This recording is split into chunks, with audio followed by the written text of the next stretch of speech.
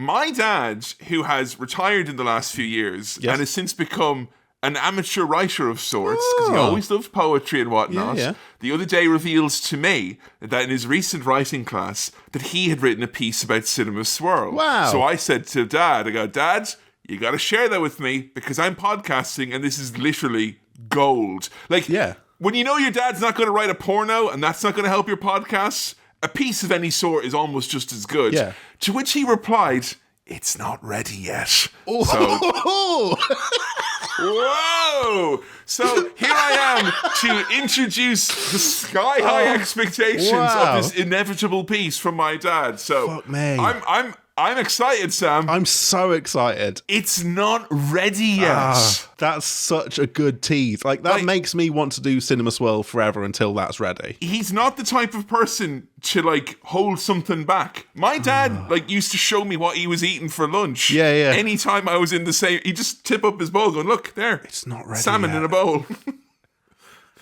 Your dad do what my dad used to do, which is, as a treat, get a tin of salmon and open it up and pour it and all of the juices and the bones and eat it with a knife and fork and refer to the fluid as the sauce. No.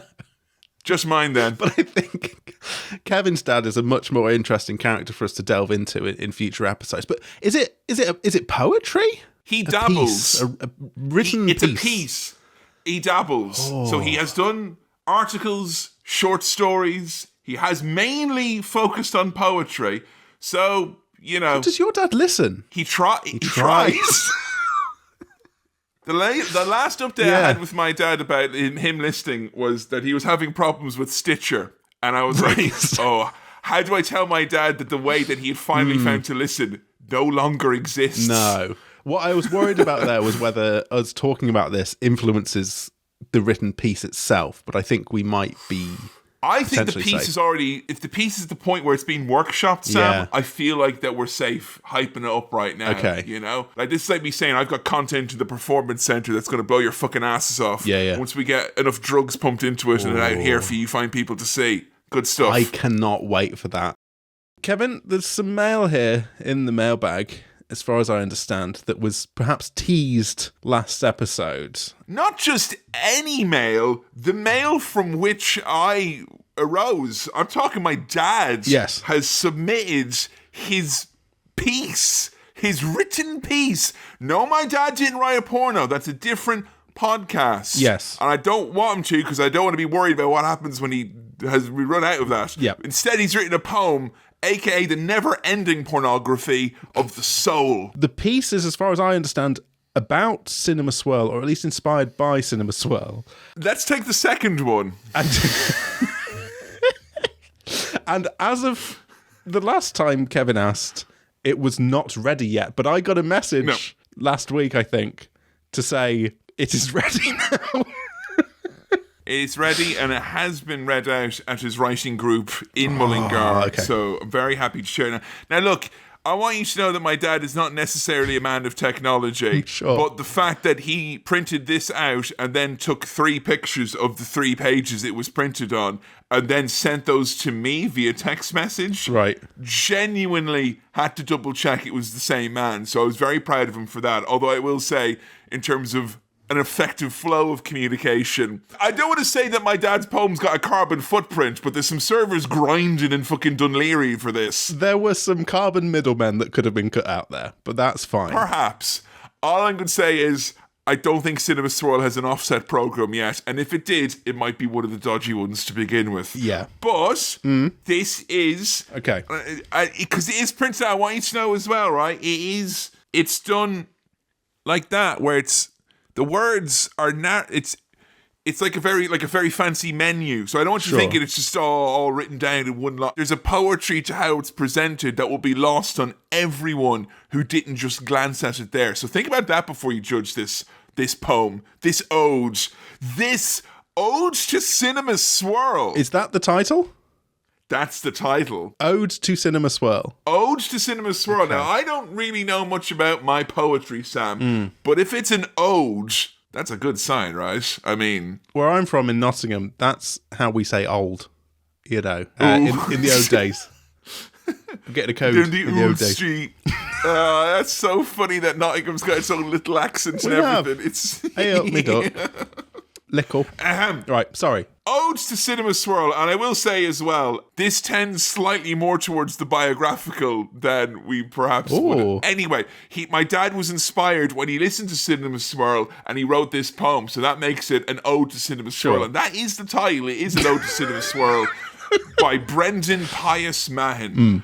Odes to Cinema Swirl. Roll up, my friends, to the magical mystery Cinema Swirl show. 10 years, can you believe? Growing stronger every year. The magic of film. Kevin and Sam. Hey! Having a bloody good laugh. That's really cute. Oh no, I think this is genuinely making me a bit emotional. From Star Wars to Casablanca, here's looking at you, mate. The history of cinema. In your own front room, a good night in. Tiffin and Pepsi in the fridge. Tall tales of cinemas past. From Kevin's father in Galway past. That's where my dad's from. Yep. Seeing Woodstock 7 times at the old Savoy Cinema. The cinema in Galway. Yeah. Trying to avoid the usherette from hell with her massive torch like a searchlight. Or the good, the bad, and the ugly at the own town hall. That's another cinema that was in Galway. I saw Beethoven there. Oh, the dog film. The dog, yeah. Thrown out 6 times, only 14 for over 18's film. Now no more black and white. Cinema marches on. Sit back and relax with Kevin and Sam having a bloody good laugh. Here's looking at you, mate. Keep the fridge full. Fucking that's an absolute keep it full. That's a belter. That is full. I'm doing this. That's lovely stuff. 10 out of 10. There's a lot of detail in there. To be honest, there is. There's probably enough there for my dad to be doxxed. just to know. Thrown out 6 times from I know, right? cinema for sneaking into an 18s. Never been thrown out of the cinema once. No. I think back then they gave a shit, didn't they? They really tried. I just think it's the younger generations were better at this. You know, I feel like the generation beneath us is going to be invited into the cinema for free for doing so well, like, you know. Or probably because the cinema business will struggle so greatly in the next few years, they'll be like, please, come in now, will you?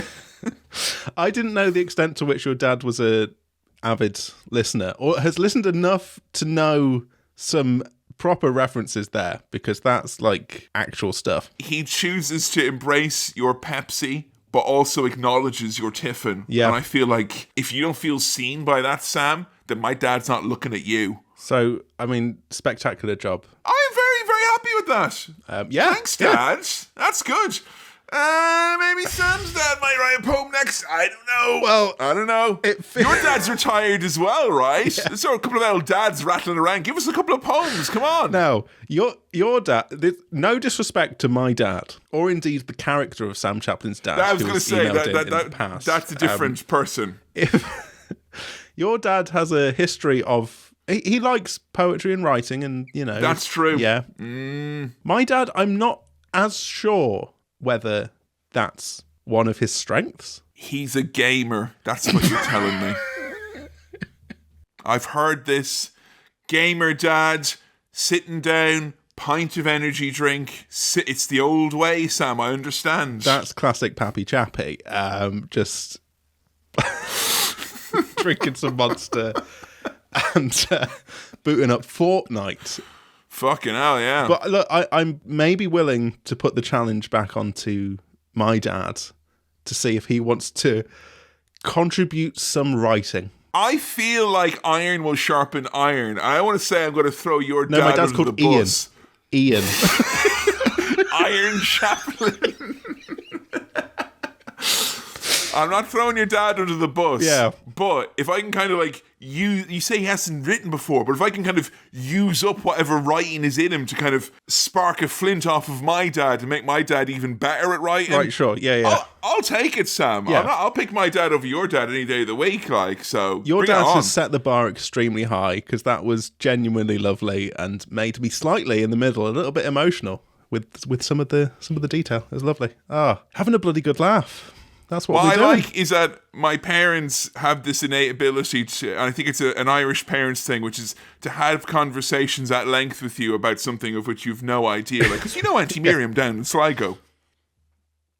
But I like that we got the essence of that in a poem as well. Yes. Declaratively stating places that you have no idea about.